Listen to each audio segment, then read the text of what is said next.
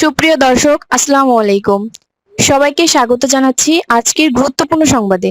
প্রথমেই জানিয়ে দিচ্ছি সংবাদ শিরোনাম, পরে বিস্তারিত। মনটা শক্ত করুন। কিছু সত্য খুব তিতা হয়, কিন্তু গিলতে হয়।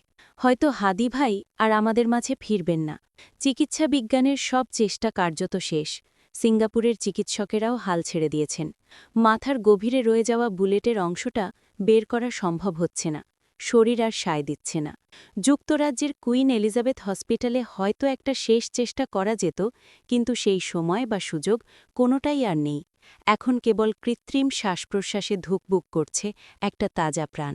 আমরা মুসলিম, আল্লাহর উপর ভরসা রাখি, কিন্তু বাস্তবতা হল হাদি ভাই আমাদের ছেড়ে চলে যাওয়ার পথে। চোখের পানি মুছে এবার একটু শক্ত কথা শুনুন। এতদিনেও কেন কোনো অপরাধী ধরা পড়ল না? এর উত্তর খুব সোজা। এর পেছনে বড় বড় রাঘব বোয়াল, প্রশাসনের উচ্চপদস্থ কর্তা আর রাজনৈতিক নেতারা জড়িত।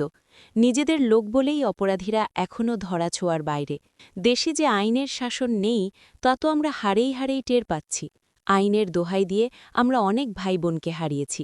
আজ হাদি ভাইকেও হারাতে বসেছি। আমরা আর বোকা সাজব না। মনে রাখবেন, আজ যদি আমরা চুপ থাকি, এই অন্যায়ের বিচার নিজেরা নিশ্চিত না করি, তবে কাল হাসনাত ভাই, নাহিদ ভাই কিংবা আপনার নিজের আপন ভাইও রেহাই পাবে না। তখনও কি আমরা শুধু বিচার চেয়ে পোস্টই দিয়ে যাব? না, আর না।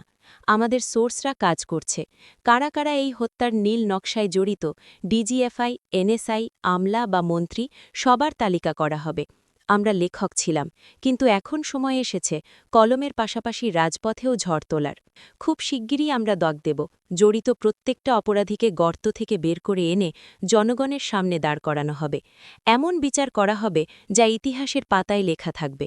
খুনিকের রক্ষা করতে যারা আড়ালে কলকাঠি নাড়ছে, তাদেরও মুখোশ আমরা ছিঁড়ে ফেলব। সেই ডাকে আপনারা আসবেন তো, নাকি পাশ কাটিয়ে চলে যাবেন? মনে রাখবেন, আজ পাশ কাটিয়ে গেলে কাল যখন আপনার আপনজনের বুকে গুলি লাগবে, তখন পাশে দাঁড়ানোর মতো কাউকেই আর খুঁজে পাবেন না। লড়াইটা অস্তিত্বের, লড়াইটা ন্যায়ের। এই লড়াইয়ে আপনি পাশে থাকবেন কিনা কমেন্টে জানান। শেয়ার করে সবাইকে জানিয়ে দিন, আমরা আসছি বিচার নিশ্চিত করতে।